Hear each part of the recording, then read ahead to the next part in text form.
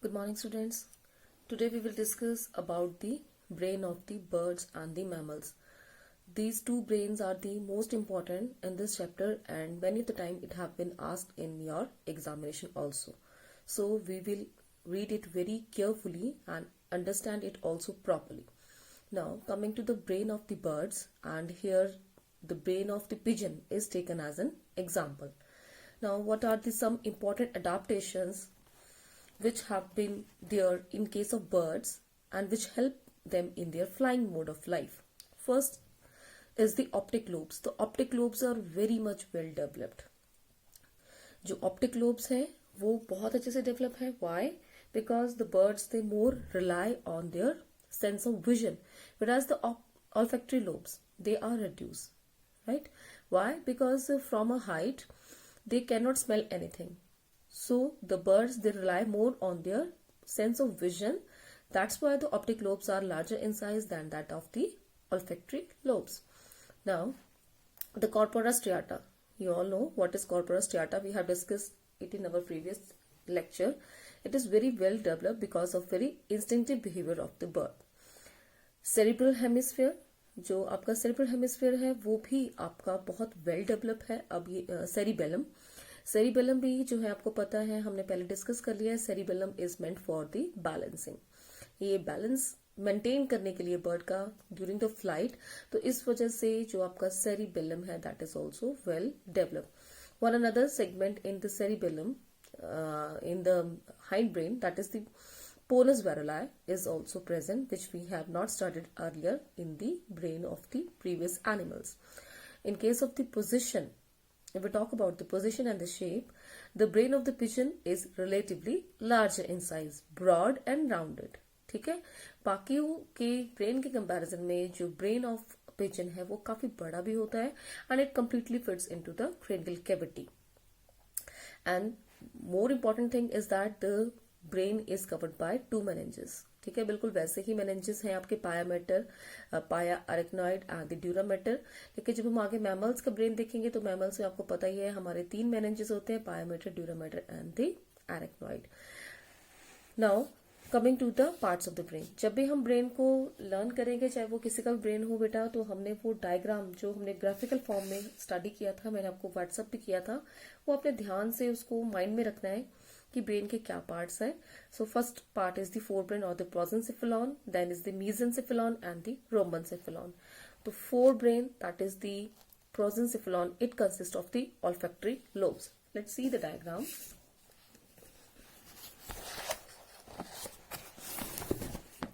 This is the diagram of the brain of the birds. So if we talk about the forebrain that consists of the first part, that is the olfactory lobe. Look at the olfactory lobe, how small they are. Why? Because the birds they do not rely much on their of the sense of the smell. ठीक है, तो इसकी वजह से जो olfactory lobes हैं वो बहुत छोटे छोटे हैं. और आप देख ही रहे बाकी ब्रेन के कंपैरिजन में, जो पीछे हमने ब्रेन किया उनके कंपैरिजन में हमारे olfactory lobes जो हैं वो काफी स्मॉल साइज हैं और जो है वो इतने डेवलप नहीं है. Next is the cerebral hemisphere. Cerebral hemisphere देख रहे हैं आप. Cerebral hemisphere they are pair of large sized and they are comparatively pyriform shaped and both are collectively called as the cerebrum.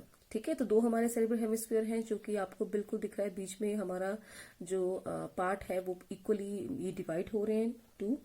और अगर हम इनकी बात करें, इनके हम पार्ट्स की बात करें बेटा, तो हमने पहले भी बहुत बार डिस्कस किया कि रूफ ऑफ दी, जो आपका रूफ होता है उसे हम कहते हैं पिलियम. द डॉर्सोलेटरल जो वॉल है बेसिकली, जिसको आप रूफ या डॉर्सोलेटरल वॉल कहते हैं, that is the पिलियम.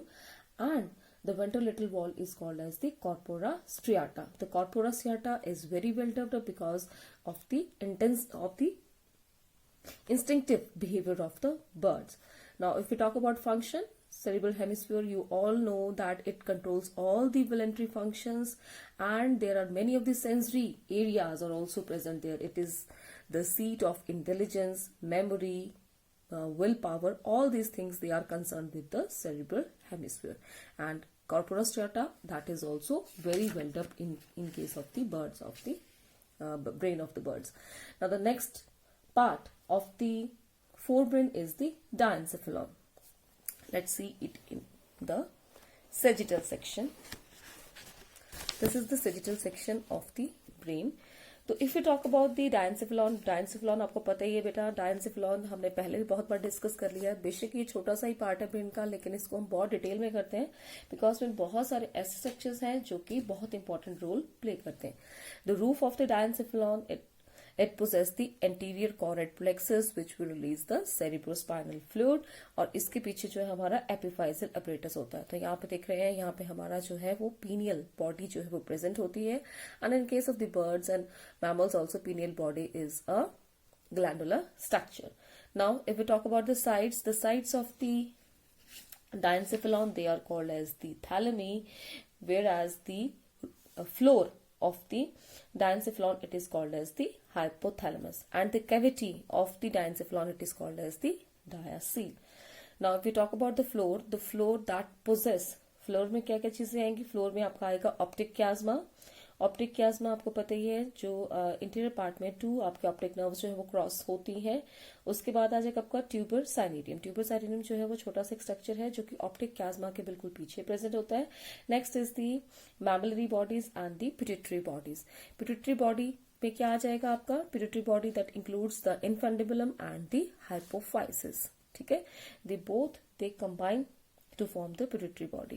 Infundibulum is what? It is the part of the diencephalon, whereas the hypophysis, it is the outgrowth of the stomodium. So these all structures, they are present in your diencephalon. Now diencephalon, that is the part of the forebrain. It will connect to the next part, that is the midbrain. It will connect to the midbrain with the iter. जो midbrain का iter है उसके साथ ये जाके connect होगा. Now next is your mid brain. अच्छा, हम फंक्शंस की बात करें तो डायनसेफेलॉन जो है वो कोऑर्डिनेट करता है आपके वेरियस इनवॉलंटरी फंक्शंस को।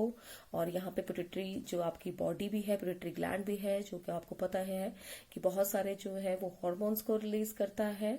ठीक है, ऐसे ही जो आपकी ये पीनियल बॉडी है, this pineal body it also act as a glandular structure, और we can say that it is a sort of endocrine gland, and it releases a hormone called as the melatonin. Melatonin, it will help in synthesis of the pigment. ठीक है, जो melanin pigment होता है उसके synthesis को जो है ये कंट्रोल करेगा। Now next part of the brain is the mid brain और द मेसेंसेफेलॉन। मिड ब्रेन में भी आपको हमें जो है वो 2 पार्ट्स आ जाएंगे। एक आएगा आपका ऑप्टिक लोब्स। तो ऑप्टिक लोब्स हम देख लेते हैं। ऑप्टिक्स लोब जो है वो बर्ड्स के केस में बहुत बड़े बड़े होते हैं। यहाँ पे देखते हैं हम, optic lobes in case of the birds are quite larger in size. Again why? Because the birds they rely more on their sense of the vision, right, and they are slightly lateral in position. वो lateral है थोड़े position में, क्यों? क्योंकि बीच में जो है वो आपका काफी बड़ा जो आपका सेरिबेलम का पार्ट है वो यहाँ पे बीच में है, जिसे हम वर्मिस बोलेंगे, अब बाद में देखेंगे। तो जिसकी वजह से जो position of the optic lobe है वो थोड़ा साइड पे है। And the cavity of the optic lobes, you all know, it is called as the optocoel. Now if we talk about function, the function of the optic lobes is to control the vision. Now the next part of the midbrain is the cura cerebri. Cura cerebri are what? These are the pair of the longitudinal nerves which are present on the floor of the midbrain. यहाँ देखेंगे हम कहाँ है हमारे cura cerebri, sagittal section में. This, the crus cerebrus, right? Now next part of the brain is the hindbrain. Now the hindbrain that consists of the 2 parts once again. First is the cerebellum. तो cerebellum जो है वो देख रहे हैं आप, बहुत बड़ा हमारा जो है cerebellum यहाँ पे प्रेजेंट है. cerebellum जो है वो काफी लार्ज है और एडवांस्ड है, काफी ज्यादा एडवांस है as compare to the reptiles. And देख रहे हैं इसमें जो स्ट्रक्चर्स हैं, ये आपको मैंने पिछली बार भी बताया था कि जो हमारा जो cerebellum है इसमें सेरिबेलम काफी बड़ा सा स्ट्रक्चर है और उसमें बहुत सारे फोल्ड्स लाइक स्ट्रक्चर में प्रेजेंट है. थोड़ा सा इसको हम अगेन जो है वो यहाँ पे देख लेंगे. This is the cerebellum. So cerebellum, it again have 2 parts. This is the larger part which is present in median. It is called as the vermis, whereas the 2 smaller lobes which are present on the sides, these are called as the flocculus और the floccular lobes. Now the vermis, if we talk about vermis, हमने देखा इसके structure में कि this have the, it have the transverse folds और ridges on its surface which actually increases the surface of the gray matter। ठीक है, brain में grey matter जो है वो बाहर की ओर होता है, तो उसे हम सेरेब्रल कॉर्टेक्स कहेंगे, और बीच में क्या होगा आपका व्हाइट मैटर का मेडुला होगा। तो ये जो ग्रे मैटर जो हमारा बाहर है और अंदर व्हाइट मैटर जो है, ये व्हाइट मैटर जो है वो थोड़े से ब्रांचिंग सा पैटर्न कई बार बनाते हैं। इस क्वेश्चन को कई बार पूछते भी हैं आपके पेपर में कि what is arbor vitae. So arbor vitae is what, कि जो आपका ग्रे मैटर होता है बीच में, जो आपका ये अंदर की ओर जो व्हाइट मैटर है, sorry, it will form a branching structure.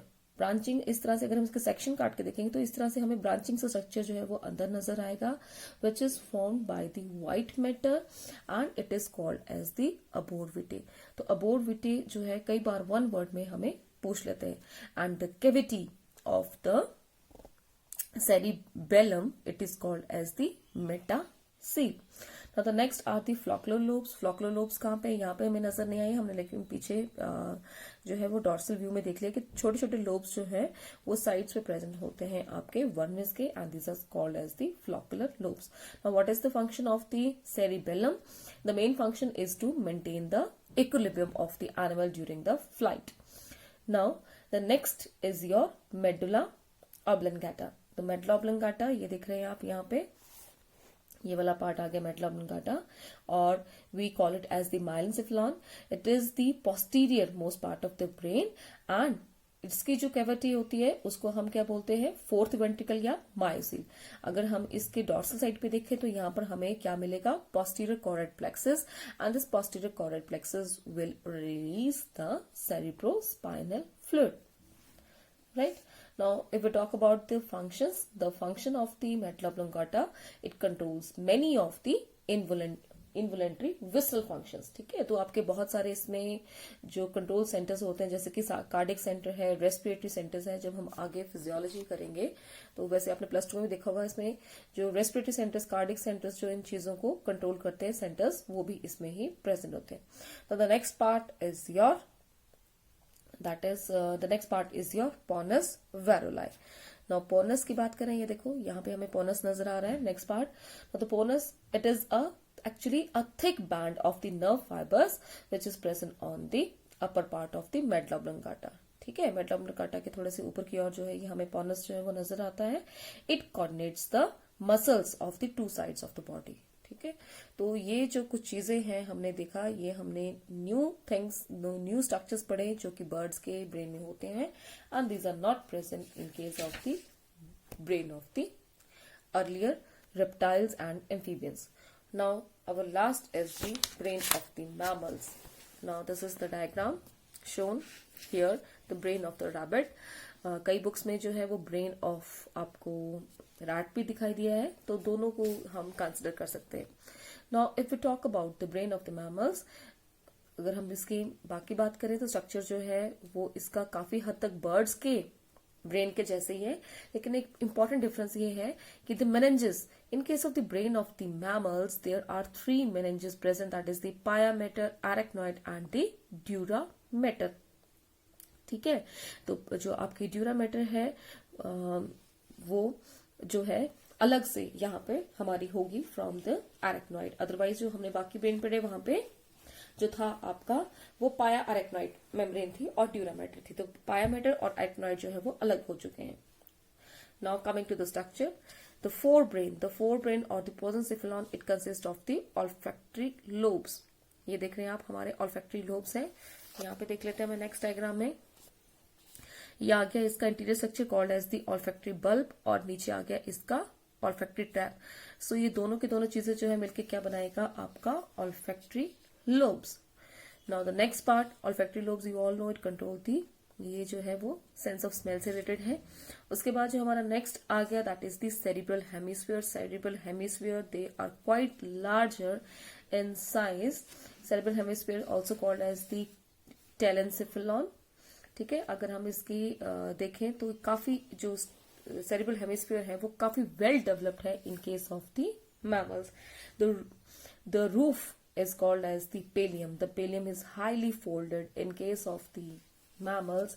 और जो folds हैं वो उसमें जो depressions folds अब यहाँ पे इतने अच्छे से नजर नहीं आ रहा, लेकिन अगर आपको mammals का ये human brain अगर याद हो तो वहां पे आपने देखा ही होगा कि जो mammalian brain है वो कुछ इस तरह से, इसमें डिप्रेशंस और रिजेस जो है वो प्रेजेंट होते हैं. तो जो डिप्रेशंस होते हैं we call them as gyri, whereas the ridges we call them as the sulci. So this depression and sulci, they actually are meant to increase the surface area of the cerebral hemisphere, and there are few sulci which are so deep that they divide the cerebral hemisphere into approximately 4 lobes called as the frontal, parietal, temporal and the occipital lobe. अगर आपने practical attend किया होगा तो मैंने आपको school में भी ये रीजंस जो थे वो बताए थे कि कहाँ कहाँ पे हमारे रीजंस प्रेजेंट होते हैं. सबसे पहले आपका फ्रंटल, फिर पेराइटल, फिर टेम्पोरल और ऑक्सीपिटल रीजंस जो हैं वो आपके सेरेब्रल हेमिस्फीयर में प्रेजेंट होते हैं, और वैसे ही कॉरस्पॉन्डिंग सेगमेंट जो है वो आपके स्कल में भी प्रेजेंट होते हैं. ठीक है, तो ये कुछ चीजें जो है वो आपने प्लस 2 में भी देखी हैं, लेकिन ये चीजें जो है वो काफी एडवांस हैं बाकी एनिमल्स के कंपैरिजन में. Why? Because the function of the cerebral hemisphere in case of the mammal is much more advance than that of the other animals, lower animals which I have discussed earlier. Now if we talk about the cavity of the cerebral hemisphere, it is called as the paracele or we call it as the lateral ventricles. ठीक है, और बिल्कुल clear division जो है हमें 2 parts में cerebral hemisphere की होती हुई जो है वो दिखाई देती है. Now the 2 cerebral hemispheres, they are interconnected with each other with a thick band of the nerve fibers called as the corpus callosum. ठीक है, तो अगर हम फंक्शंस की बात करें तो functions, you all no cerebral hemisphere it control all the voluntary activities of the body and it control number of the sensory stimuli. It is the seat of the intelligence, memory, learning, willpower. There's all the functions, they are controlled by the cerebral hemisphere, which are very much well developed and much more advanced in case of the mammals. So the cerebral hemisphere is also very much advanced and well developed in case of the mammals. Now coming to the next part of the brain, that is the diencephalon. Let's see it in the sagittal section. Diencephalon, you all know it is a part which is completely covered by the cerebral hemisphere. ये देख रहे हैं आप, यहाँ पे हमें diaceal नजर आ रही है, that is the cavity of the diencephalon. So diencephalon जो है वो पूरी तरह से covered है आपका जो बहुत बड़े ऊपर cerebral hemisphere जो present है. अगर हम इसकी बात कर लेते हैं, इसके sides जो है इसको हम thalamus कहते हैं, and these act as the relay center. And if we talk about the roof is the epithalamus. Epithalamus में हमने बहुत बार डिस्कस कर लिया. एपिथैलेमस में सबसे पहले क्या आएगा? Anterior corded plexus. ये जो फिंगर लाइक प्रोजेक्शन है, this anterior corded plexus will release the cerebrospinal fluid, and the next thing which is seen in case of the epithalamus is the epiphyseal apparatus, which consists of the pineal stalk and the pineal body. ठीक है, तो ये जो थोड़ी सी पतली सी आपको line नजर आ रही है, this is the pineal stock and the pineal body. It is a glandular structure in case of the mammals, also same as it is present in other animals. Now if we talk about the floor it is called as the hypothalamus. Hypothalamus जो है उसमें बहुत सारे structures होंगे. जैसे सबसे पहले आपका आ जाएगा ऑप्टिक क्याज्मा. बहुत सारी चीजें हमें यहाँ नजर नहीं आ रही हैं. देखें यहाँ पे ऑप्टिक क्याज्मा में नजर आ रहा है. This is the optic chiasma. Optic chiasma के बाद आपका स्ट्रक्चर आ जाएगा tuber cinereum, that is the mammillary body, and last is your pituitary body. The pituitary body that consists of the hypophysis and the infundibulum. They will combinedly form the pituitary body, which is a very important glandular structure in case of the mammals also. ठीक है, तो ये जो आपका hypothalamus है, you all know it is the master gland which controls the functions of your pituitary gland. ठीक है, तो जो आपका डायनसेफलॉन है, ये जो डायनसेफलॉन है, it act as the relay centre. It coordinates the various involuntary functions of the nervous system. It secretes many of the hormones, and it also secretes the cerebrospinal fluids with the help of the anterior choroid plexus. Okay, and one more thing, it also maintains the homeostasis of the body. तो ये सारी चीजें जो है वो आपके diencephalon से ही कंसर्न्ड है. And the cavity it is called as the diocoel. Now the next part is the midbrain. Now this diencephalon that is connected to the next part, that is the midbrain. Midbrain से connect है और midbrain की cavity से ही connect होता है, and the cavity of the जो midbrain है उसे हम कहते हैं iter और the cerebral aqueduct. Now midbrain that again consists of the two parts, that is the optic lobes and पहले ऑप्टिक लोब्स को ही देख लेते हैं हम यहाँ पे, ये देख लीजिए, this is the optic lobes. जैसे हमने बाकी एनिमल्स में पढ़ा कि जो हमारे ऑप्टिक लोब्स हैं वो उसमें आ जाएंगे हमारे. So in case of the optic lobes, the four lobes are present in case of the mammal, so that we call it as the optic quadrigemia. Quadri stands for the four. So if we look at the diagram, these are the anterior lobes and these are the posterior lobe. Anterior called as the anterior corpus quadrigeminium and the posterior quadrigeminium. The lobes of only one side is shown here. Similar structures are also present on the another side. So we see that there are four lobes in case of the optic lobes, whereas in case of the other animals studied before, they all have only two optic lobes, so that we call this structure as the optic bigemia. So here it is optic quadrigemia.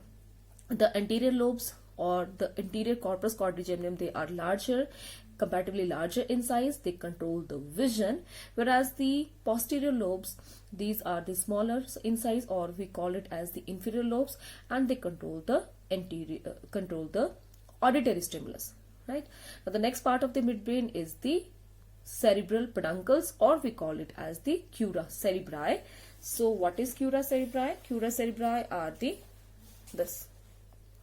crus cerebrum. So what are these? These are the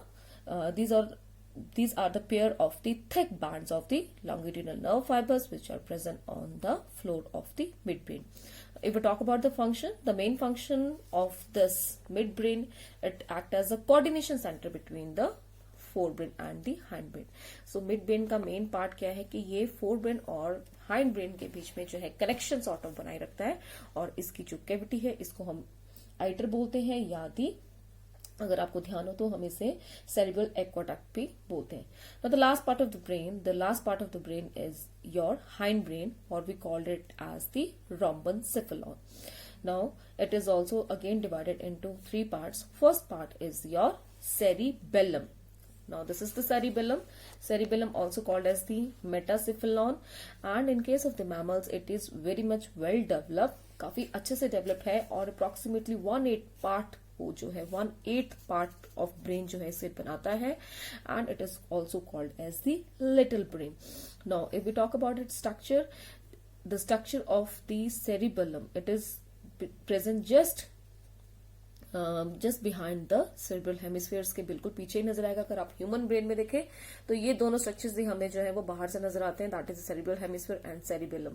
बाकी structure जो है वो अंदर की ओर है, ठीक है. तो जो आपका सेरिबेलम होता है, इसका जो इंटरनल ग्रे मैटर है, that it shows the tree like structure, ठीक है. वो ट्री लाइक स्ट्रक्चर आपको देखने को मिलेगा, और जिसको अगेन ये जो ब्रांचिंग ट्री लाइक स्ट्रक्चर है व्हाइट मैटर से बना हुआ, इसे अबोरविटे भी कहते हैं.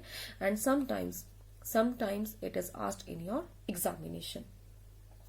अगर हम सेरिबेलम को देखें तो सेरिबेलम जो है it is again throne into folds like structure. जिस तरह से हमारा सेरिब्रल हेमिस्फीयर्स में फोल्ड्स होते हैं, वैसे इसमें भी फोल्ड्स और डिप्रेशंस और रिजेस प्रेजेंट होते हैं, जिसको अगेन सल्काई और आपका गायरी हम कहते हैं, ठीक है. Now next part of the cerebellum. अच्छा, हम सेरिबेलम को भी देख लेते हैं, इसको फर्दर जो है वो कैसे डिवाइड किया हुआ है. ये देखिए आप डायग्राम में जो आपका सेरिबेलम है, इसको फर्दर डिवाइड कर लेंगे. जो बीच में सेंटर में पार्ट है उसे हम बोलते हैं वर्मिस, ठीक है. ये हमने बर्ड्स में भी देखा.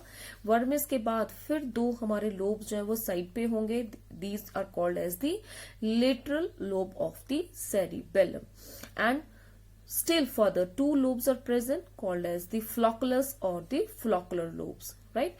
So cerebellum is divided into three parts. First is the vermis, then is the lateral lobes, and the last one are the flocculus or the floccular lobe. Now if we talk about the function, it controls the voluntary movements of the body and also maintains the posture of the body and maintain the equilibrium within the body. Now the next part is your medulla oblongata. This is the medulla oblongata, also called as the myelencephalon, and it have the cavity called as the myocele or the fourth ventricle. Now if we talk about its structure, the medulla oblongata, it consists of the posterior choroid plexus on its dorsal side, which will release the cerebrospinal fluid. ठीक है, तो ये medulla में ये structure जो हमारा present होता है, और मेडला जो है वो भी हमारे बहुत सारे फंक्शंस को कंट्रोल करता है. इसमें बहुत सारे हमारे सेंटर्स प्रेजेंट होते हैं. मैंने बर्ड्स के ब्रेन में भी बताया आपको. इस पे रेस्पिरेटरी सेंटर होता है, कार्डिक सेंटर होता है, ऐसे हमारा स्लाइवरी सेंटर होता है, और भी बहुत सारी चीज. ये जो है और भी बहुत सारे फंक्शंस करता है, फंक्शंस को कंट्रोल करता है, जैसे urination, defecation, even your blood pressure, swallowing of the food. They all these structures, all the functions are controlled by the medulla oblongata. Now the next structure is the porus veruli. वो यहाँ पे हमें नजर नहीं आ रहा है. ये वाला हमारा porus veruli है. Next structure, it is the what? It is the thick band of the transverse nerve fibers which are present on the upper part of the medulla oblongata. ठीक है, तो ये जो है ये connect, it also connect with the higher centre of the cerebellum. ये भी कुछ और चीजें जो है हमारा कंट्रोल करेगा. तो ये सारी चीजें आ गई हमारे हाइंड ब्रेन में. तो हाइंड ब्रेन में क्या क्या पढ़ा हमने? हाइंड ब्रेन में सबसे पहले किया हमने सेरिबेलम. ठीक है, सेरिबेलम के बाद हम करेंगे मेडुला ऑब्लोंगाटा, और मेडुला ऑब्लोंगाटा के बाद हमारा लास्ट स्ट्रक्चर आ गया छोटा सा, that is the pons varolii, which is the transverse band of the nerve fibres. So this is all about the brain of the mammals. ये बहुत इंपॉर्टेंट है. ब्रेन ऑफ बर्ड्स और मैमल्स जो है वो बहुत बार पूछते हैं. इन्हीं में से मैक्सिमम टाइम क्वेश्चन आता है, और जो क्वेश्चन जो बेसिकली आता है वो होता है comparison. Compare the brain of the mammals and the birds and how the mammalian brain is advanced than that of the birds. तो आपको वीडियो के बाद में मैं इसका कंपैरिजन भी भेजूंगी, जो कि मॉडर्न्स की बुक में नहीं दिया है, क्योंकि मैक्सिमम बच्चों के पास मॉडर्न्स की बुक है. तो जो ये आपकी प्रदीप की बुक है उसमें कंपैरिजन शो किया हुआ है. अगर हम देखें यहाँ पे लास्ट में, तो वो कंपैरिजन वाला पेज मैं आपको सेंड करूंगी, जिससे जो है वो आपको क्लियर हो जाएगा. वहां पे आपको पूरा कंपैरिजन में क्लियर किया है कि फोर ब्रेन में जो फोर ब्रेन के पार्ट्स है वो कैसे डिफरेंशिएट हो रहे हैं, मिड ब्रेन के पार्ट्स कैसे डिफरेंशिएट हो रहे हैं, और हाइंड ब्रेन के पार्ट जो है वो किस तरह से दोनों एनिमल्स के जो है वो डिफरेंशिएट हो रहे हैं. तो उसको हमने जो है वो थोड़ा ध्यान से देख लेना है, क्योंकि क्वेश्चन जो है वो कई बार हमें पूछ लेते हैं. Now this page, the comparison between the brain of the lizard, pigeon and the rabbit. ठीक है, तो हम जैसे यहाँ पे हमारा फर्स्ट दिया हुआ है साइज और फॉर्म की बात करें, तो पिजन का जो है वो इतना जो ब्रेन है वो थोड़ा सा लॉन्गर है, ब्रॉड नहीं है. जबकि जो हम रैबिट की बात करें तो brain is approximately twice long at the broad. इस तरह से पूरे आपका डिटेल जो है वो कंपैरिजन दी है, तो हमने ये अच्छे से कर लेना है. So that's all about this chapter. Learn this chapter very carefully and make the diagrams also. So that's all for today. Thank you.